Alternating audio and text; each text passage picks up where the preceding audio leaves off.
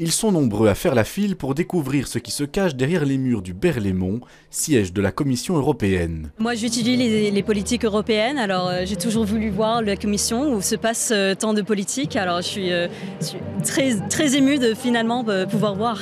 Pouvoir voir et surtout mieux comprendre cette institution centrale au sein de l'Union européenne. On se rend vraiment compte de tout ce que c'est. Après, avant on pouvait que s'imaginer des choses, mais là c'est de les voir en vrai, d'être à la place des gens dans les mêmes lieux que les gens qui font ça, qui travaillent ici, quoi. Déjà de voir le bâtiment et aussi de voir les différents projets qu'ils prennent en main, et c'est super intéressant de voir ça de plus près. Les visiteurs traversent plusieurs zones thématiques, comme l'environnement, la sécurité ou le social.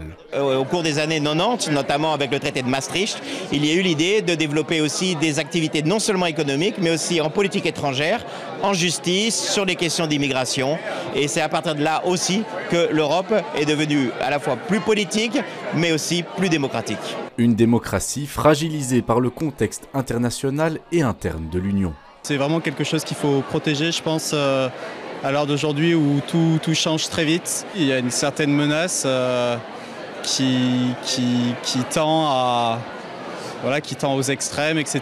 Le contexte économique, le contexte politique amène à avoir de la défiance. Il faut re-rentrer en contact, renégocier, rediscuter avec tous, faire en sorte que notre projet soit réellement commun et qu'il y ait une adhésion.